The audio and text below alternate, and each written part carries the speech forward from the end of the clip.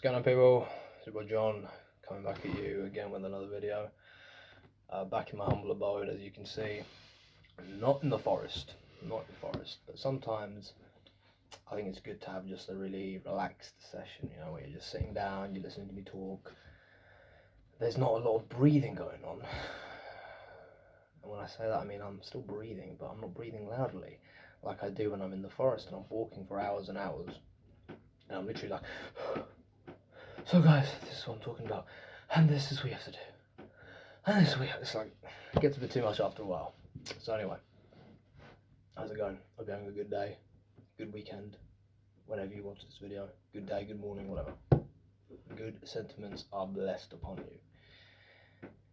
So I was thinking about a video topic for today, and I wasn't sure what to do, because I haven't really had anything on my mind apart from obviously recent events. But again, you move forward, you move on, and it's just about getting your mind back on track, being focused on things that you can control rather than things that you can't be controlled. That's my life's philosophy. Basically stoicism. I've ripped it right off them. It's not original by any means necessary. But an interesting topic, because I made another video yesterday about MBTI, INFJs, and how to cultivate an I, which I was inspired by Mr. Renaud Contini. So that was nice. So I'm going to make a video on a similar topic today about INFJs and art. Interesting combination. I find that INFJs, or any of the intuitive types that tend to have maybe feeling involved in one of their dominant functions, so that's their dominant and their auxiliary function, they tend to be, let's say an I, if I'm going to sum it up in a few words, it's basically a pattern recognition tool, and it finds meaning behind things. It's a story builder, essentially. It builds a story, a big concept, a big idea about the world, or something, right? Because our secondary function, INFJs that is FE, extroverted feeling, that means that the NI is going to funnel its ideas through FE, and FE is naturally a human function. It's a function that you use when you communicate with your fellow man. So whatever ideas you have about the world, they're gonna tend to be people focused naturally, because again, FE is a function which you use to communicate with people. And if you've got NI, you're gonna tend to revolve around subject matters that have to do with people and meaning behind humanity. Let's say the meaning of how we work, how human beings work. That's why we tend to be counselors. We tend to be very good counselors, and we tend to always fit into the role of a counselor quite a lot. Because again, it's the tendency of just knowing how humans work, and then we've got the FE to really communicate and have that empathy and that connection with someone on the opposite end. And we can see them very clearly from a perceptive lens. So when it comes to art, what type of arts would you say an INFJ or any intuitive feeler will go towards? Now, INFPs are usually considered deep. They're quite deep because they've got introverted feeling as their first function, so they witness the world through their feelings, through their values, through their perceptions, which is everyone, don't get me wrong, everyone sees the world in that kind of way, but these guys are more in touch with it. They're more in touch with their emotional world. The INFJs are not in touch with their emotional world. If you're confused about being an INFP or an INFJ, just ask yourself one question. Do you know, solidly that is, how your emotions work? Do you know firmly about who you are? Do you firmly know that? Or is that an ever-going quest in your life? Is that something you're trying to look for? If you know it already, you solidly know who you are, you know what your values are, you know what your feelings are to certain subjects and certain things, and when it comes down to it, you can discern very easily. You're an INFP. You're not an INFJ, you're an INFP. If you're an INFJ, you're usually a seeker. You're trying to find yourself, you're trying to find meaning, you're trying to find who you are, you're trying to discover who you are through other people, essentially. That's what you're doing. You're using an I, which is trying to figure out who you are, And you're using FE to communicate with people. You're trying to figure out. You're trying to try different avenues, trying to different jazzes, so to speak. It's like a dance. Social interaction for INFJs is a dance. Because essentially what you're trying to do is figure out who you are by figuring out this person. It's a really nutty little topic there. So that's one of the distinctions I made with INFPs and INFJs. That does not mean, as an INFJ, you're not emotional. You are emotional. You are definitely emotional. In the sense of you feel your emotions very strongly. You feel strongly about certain things. And when your NI figures out an idea or concept to do with humanity, or let's say you're watching a movie and you're watching a movie and there's a titular character and he's got a story or something. He's got a story that you're listening to or you're following. When you're able to put that story into full connection, when you're able to connect all the dots together, you will tend to feel a burst of emotion. You will feel very empathetic towards this idea and the person. And let's say someone's got a particular arc.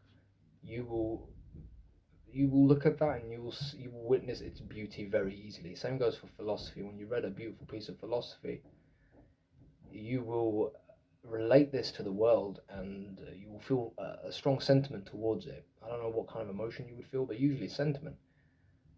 And certain things will induce other emotions. So, for example, when I witness any sort of abuse against the weak or injustice, for example, I feel anger, I feel rage, I become indignant. What's the fucking word? Righteous indignation. I become indignified. Is that the word? Indignified? I become indignated. I become angry. I become rageful. Okay, rageful. So these things, you will still feel your emotions, but they're more going to be attached to ideas. That's the distinction. They're going to be attached to ideas, not things per se, not you or people, or they're going to be ideas usually. But the ideas are going to be very humane. That's the distinction. Going off topic, INFJs and art. What type of art do INFJs like? So again, for me, it's stories, philosophies, concepts, ideas, people. But it's not necessarily people in themselves. It's more like the person's saga or the person's arc. And watching that in a narrative form is very enjoyable. I mean, I haven't got any novels to do with people. I would say that is the type of novel that INFJs would tend to read the most. But that's just a massive oversimplification. People are still different. Yeah, we've got the MBTI type theory and all this. It gives you an idea of how people work, but it's not set in stone. There's still a lot of leeway behind this. Music is art. Listening to music, I don't create it. I'm not creative in that sense. I guess if I'm gonna say what do I create in terms of art, these videos, writing, philosophizing, which is again these videos, and that's about it, because I don't have a visual or physical, tangible way of expressing my particular feelings to certain things. I generally don't see it as necessary. I don't see it as being very I don't feel the need to express myself in that way. Some people do. INFPs tend to want to do that because they've got that extroverted intuition, they've got their introverted feeling, and their sensing is a little bit more higher in their stack as well. So I'm going to assume that the INFP is more likely to be an artist, and they are. They tend to be more artistic, don't they? They tend to be more musicians that are INFPs. Bob Dylan was an INFP. Another artist was an INFP. Van Gogh was an INFP. Who was that other guy? Fucking hell, my brain is very slow today. Who was the other INFP? Jesus, there was a musician that was an INFP, and I've forgotten his name now. A fucking musician. I think he was a member of the Beatles. He was an INFP. They tend to be quite artistic people. INFJs I don't think they're very artistic in that sense. We tend to be more interested in philosophy. We tend to be more interested in writing, novels, character development is what we like to do because we like people. but we like the stories behind people. We like the meaning behind people's actions and behaviors. We really like to get into people's heads. So when we write a character, because you could do that, you can really, really just flesh out this person in all of his intricacies. And I reckon an INFJ writer, be it philosophy or fiction, I would reckon that would be it. Film directing as well, 100%. I can see how that would work. Screenwriter again.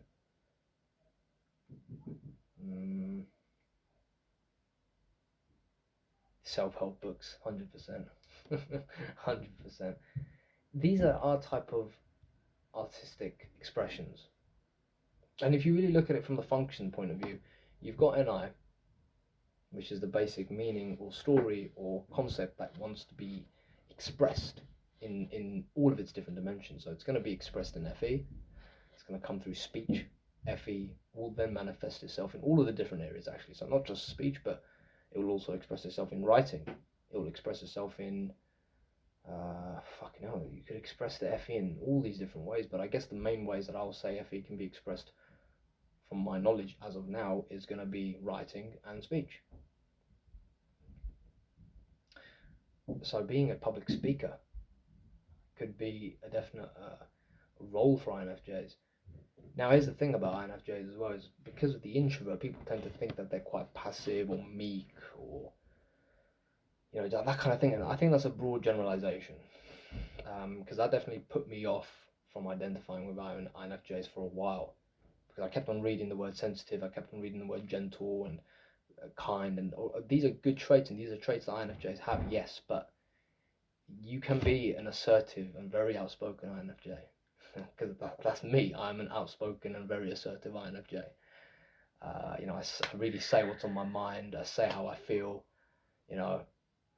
but there is another dimension to me. I can be very gentle, and I can be very passive, and I can be very kind.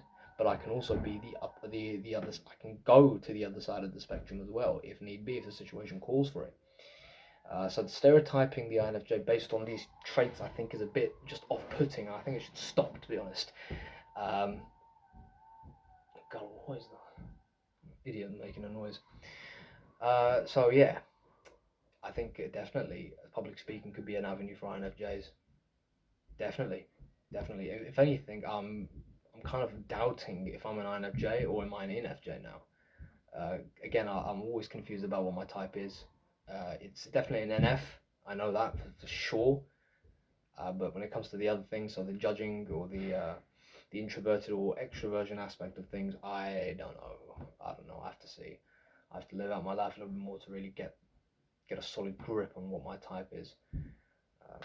I guess you could say I'm an unhealthy INFJ or even an unhealthy ENFJ, depending on what stance you want to take. But we're not doing a typing video today. We're talking about fucking art.